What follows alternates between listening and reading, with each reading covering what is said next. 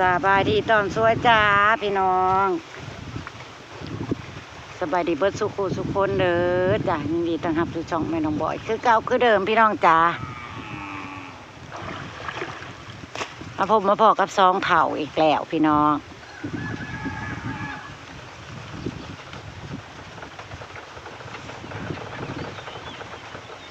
ลุงพอเราขุดคลองขี่ไก่พี่น้องโมเมนต์คลองใส่ไก่เด้อคลองขี่ไก่ลุงพอน่ะมึงเนี่ยพวกน้ำดำปื้อมันต้องขุดแบบมีน้ำแบบนี้พี่น้องเพราะว่าป่าต้องค่อยๆเฮ็ดไปขุดไปได้สำไรก็ขุดเนาะพี่น้องค่อยๆลอกค่อยๆขุดไปเห็นห้องมู่แล้วก็โอ้ยอยู่บ่ได้ละซ้อนเขามีเงินเนาะหายากหาเย็นแล้วก็มู่แล้วใช้แมคโครขุดบ่ลุงพรแล้วก็แมคโครของเราอะไรพดแมคโครด้ามเรางัดขึ้นพี่น้องเอ๋ยส่งกำลังใจให้ลุงพรจ้าพี่น้องขุดไปเรื่อยๆค่อยเลาะไปเรื่อยๆก็เอาดินขึ้นไปมาปลูกเอาดินไปเสริมคันในเพิ่นเลยพี่น้องมาดีพี่น้องเห็นลุงพรบ่เห็นมาเล่นน้ำที่ตกซอยลุงพรนะจ้าเพียงหัวเข้าแล้วดีที่บริเวณกับเพียงแอลแมคโครลุงพรแมคโครกาแมคโครจ้าใหญ่พรเนาะว้าวแล้วต้องลงมือเฮ็ดพี่น้องมันถึงสิเห็นผลงานมือละเล็กละหน่อยก็เฮ็ดไปเพราะว่าพืชพักผลปลูกยังกับเบิดละเด้กับบ่มียังเฮ็ดแล้วกะระว่างล้อเขาแห้งเฮาก็ค่อยลอกไปเรื่อยโอ้แต่ว่าเนาะมันก็ลำบากแน่แหละพี่น้องเพราะว่ามันนั่นนี่เด้ดินมันแช่น้ำเนาะพี่น้องมันบ่คือขุดดินแห้งๆกันขุดดินแห้งๆนี่โอ้ยมันก็ได้แบบได้มาตรฐานอันนี้เขาก็ค่อยค่อยลูกค่อยค้ำไปนี่แหละพี่น้องค่อยเฮ็ดไปลูกและส่วนตักแต่ตักใช่ค่อยลูกค่อยค้ำไปยายพรค้ำแล้วมันบ่มีแห้งได้เอามาลูกน่ะเห็นบ่นะมันก็เริ่มเป็นรูปเป็นร่างไปทีละนิดละหน่อยแล้วเนาะพี่น้องแล้วใส่แห้งคนเนาะแต่ก็ป้าบัวก็มานั่งเป็นกำลังใจให้ป้าพรให้ป้าพรให้ลุงพรอยู่นี่แหละจ้ะเย็นนี่พี่น้องน้ำพร้อมที่ใกล้เริ่มมันนี่แหละเราสิเอาระดับจำเราอันคุดไปนี่แหละพี่น้องคอยเฮ็ดไปเบิ่งเด้อมีแต่หมดคันได้เฮ้ยแถวนั้นนะเอามาพี่สิเลือบเอาดินขึ้นมาแปลงคันไปเลยพี่น้องเสริมคันนาไปเลยอนาคตต่อไปหน้าฝนป้าบัวกับลุงพรสิเฮ็ดยังล่ะนี่กับนาไฮนี่เบิ่งกันไปเรื่อยๆพี่น้องได้แต่คิดเพราะว่าเนาะทุนละทรัพย์เฮาบ่หลายเฮาก็ได้แต่คิดแล้วก็ค่อยเอาแห้งนี่แหละเฮ็ดไปเรื่อยๆคิดได้แล้วก็คอยเฮ็ดเพราะว่าปล่อยปลาอะไรเด้กระใจป้าบัวก็จะได้ไปสุดพุ่นเลยพี่น้องพวกสุดคันผมพอฮอดแล้วหัวพวกคลองนะกระเบื้องคลองขี่ไก่ลุงพรนี่บ่แม่นคลองใส่ไก่เด้อคนอื่นก็เจ้าเฮ็ดคลองใส่ไก่จ้ะแต่ลุงพรเราเฮ็ดคลองขี่ไก่จ้ะเสียงไผเฮ้ยบ่แม่นเสียงลิงติเสียงไทยกลางบ้านเนาะกระยาดอกคันเทียงไทยกลางบ้านยันน้องลิงเพิ่นเอิ้นป้าบัวก็มาลุ้นมาเอากำลังใจซอยลุงพรนี่ล่ะนี่ระหว่างรอลูกค้าก๋วยเตี๋ยวเนาะ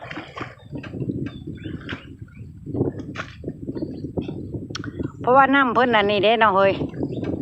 เท่าที่ลงไปเหยียบลงไปย่ำเมื่อวานนี่นะน้ำเพิ่นฮ้อน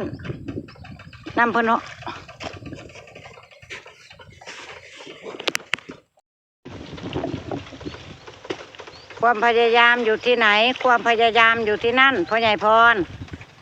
ก็สังเกตที่นั้น บอกเดี๋ยวว่าถือหรือบ่ถือกว่า นี่ เราก็เริ่มเสริมคันขึ้นแบบนี้พี่น้อง ได้ประโยชน์ทั้งสองอย่าง คันหน้ามันก็ต่ำลงหลายแล้วก็พอดีกับเราเสริมคู่คันนั่นเด็พี่น้องคอยเฮ็ดคอยเป็นคอยไป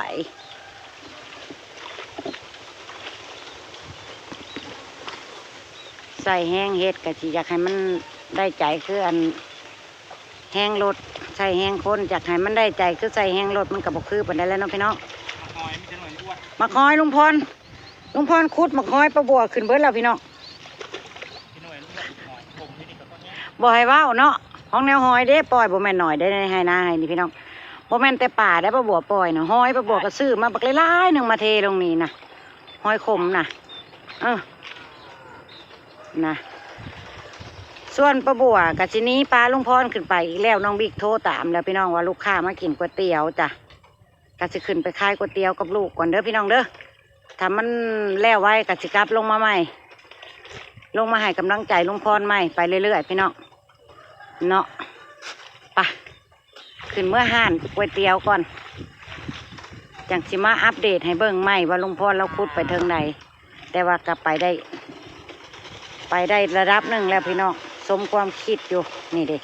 เนี่ยก็ประมาณนี้เนาะแห้งค้นเนาะพี่น้องนี่ ของขี้ไก่ คล้องขี้ไก่ลุงพรเนี่ยเอาสู้ไปใจพรสู้ สู้ปะนึกกี่โผใจโอ้ยตาย ครับ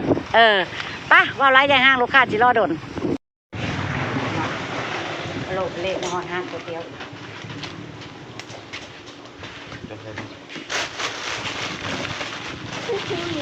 จะตรงนี้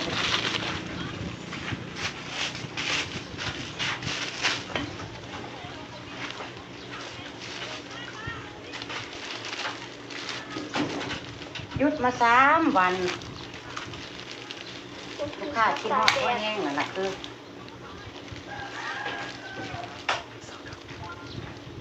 หยุดมา3 วัน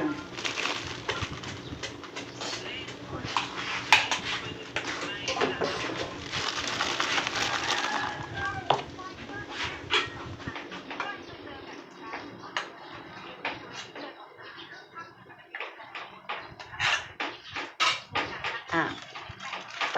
ปปุ้งไปพุง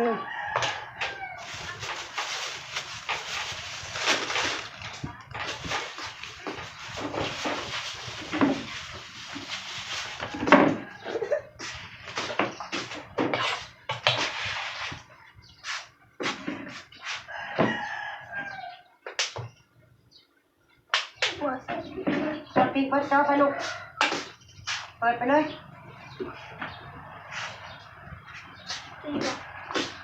นั่นล่ะมาหาหน้าเฮ็ดหันมาหน้าเฮ็ดหัน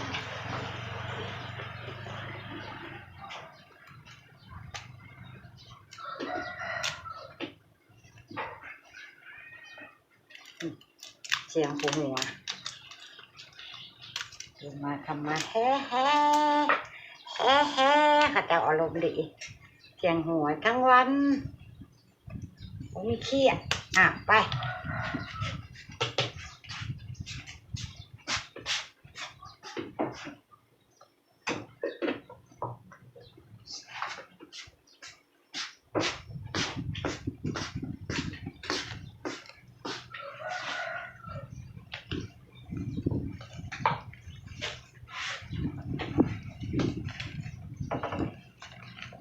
ได้ลิงเป็นผู้ช่วยได้หมดนี่พี่น้องเอ้ย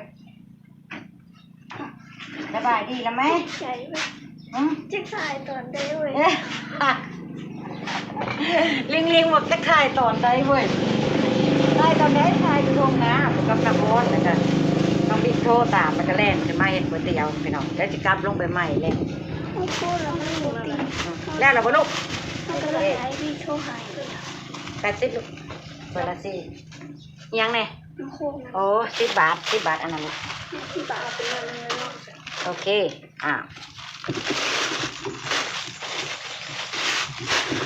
ประเดิมลูกค้าหยุดไปหลายวันอัดเต็มที่วันนี้พี่น้องนี่ฮะประเดิมไปแล้ว2 ถ้วยอะไรหายัง เขาเปียก เอามาฟ้านี่ฟ้าหม้อเนี่ยมาปิดเสร็จเลยปิดเลย เขาเปียกที่สุด สิกินข้าวเปียกบ่ปวดลิ้งก็อยากกินกลับลงมาแมคโครเราหักพี่น้อง ไส้แห้งมาปันนั้นเราถามเราบอกว่าให้ก้อยเฮ็ดครับ เอาจนด้ามแมคโครหักพี่น้องเลยโพดลุงโพด ไล่เส้นไล่เอ็นดีขนาดบ่เฮ้ย มาแรงแน่นอนแม่คู่กาไปพู แม่โคกะไปโพลุงพรฮักคอหล่อพี่น้องพักพรก่อนจังเฮ็ดดาบไหมเพิ่นว่าเฮ็ดดาบแม่โคแล้วไหมก่อนแล้วลุยต่อโอ้กลับลงมาแล้วไปได้ยาวเติบแล้วพี่น้อง ใส่ชามว่าสี ท ว่า อดทางโค้งเลยคันเด้คันลงมือเฮ็ดเนาะพี่น้องพี่นางมันกับบ่เรือความพยายามดอกเงินเฮาบ่หลาย โอ้ยเนาะพี่น้องเมียมานั่งเบิ่งสู้ตาแล้วได้แต่ผู้หญิงเมียนั่งเบิ่งไหวแต่โดนพญายพรว่ะแนมหน้าแนมหลังไปก่อน ไป แหละ ก่อนนะเขาบอกผู้ขาไปแล้วเด้อบอกโบกมือบายบายแล้วเนาะโอ้นั่งอมไผ่เย็นอยู่ได้พี่น้อง เย็นนี่แหละ ใครก็อยู่ในหนาหาดปลาบัวอยู่นี่นะแต่ว่ามันก็บ่ได้แล้วมันต้องขายของแรงขึ้นแรงลงเขาจะมาปักหลักตัวนี้ก็บ่ได้อีกแล้ว เอาท่านแหละจ้ะพักผ่อนแล้วไหนก่อนพี่น้องเอานี่ก่อน เอาอีกบ่เห็นแล้วแล้วดามไม่โคจ้ะนะ แล้ว เพิ่นจะไปเอาอีกพี่น้องเพิ่นว่าจะเอาอีกนกหนึ่งเพิ่นว่าตามปลาบัวอันลูกค้าเพิ่นก็มาซื้อใส่ถุงพี่น้องก๋วยเตี๋ยวกะซื้อใส่ถุงเฮ็ดให้แล้วแล้วเพิ่นก็กลับบ้านแต่ใครแน่ก็ต้องคอยบริการเพิ่นเด้ก็ต้องคนใดคอยหานั่นหานี่ให้เพิ่นนั่งกินในโต๊ะ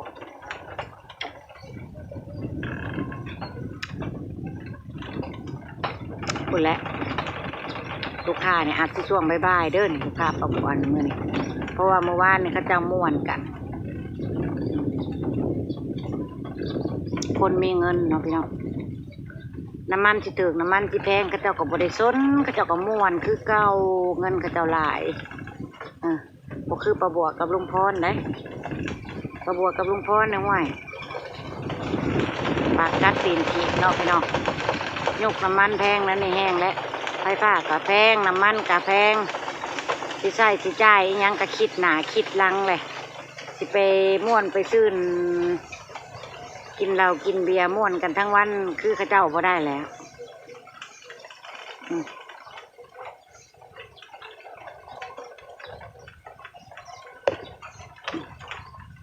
ไปอีกแล้วลุงพรพี่น้องไปตามลุงพรไปนะพี่น้องกระสมแห้งแล้วคนเดียวอยู่ได้พี่น้องเอ้ย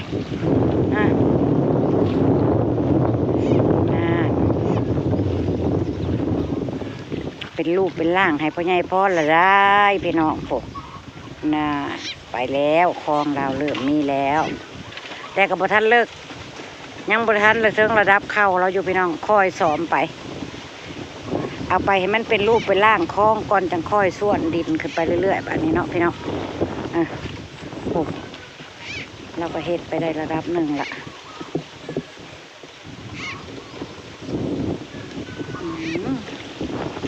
มึงไหนพี่น้อง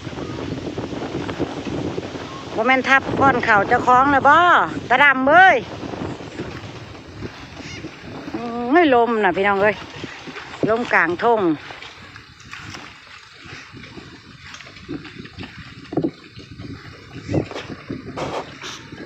ลมกลางทุ่ง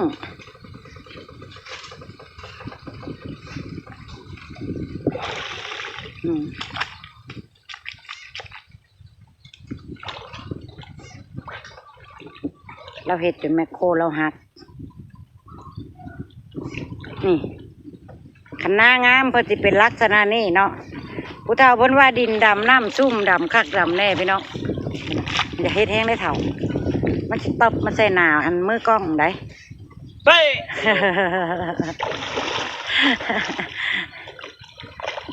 นี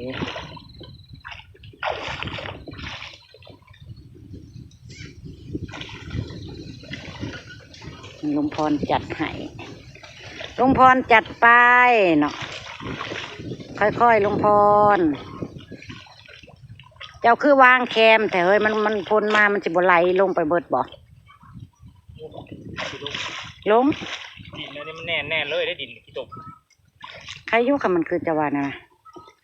บ่มีบ้า บ้าน เบิ่ง พี่นะ วางนั่นเพิ่นมีบ้ามีอันกันเจือนอยู่จักหน้อยมันมาบางนี้เพิ่นว่าย่ำออกเถ่าพร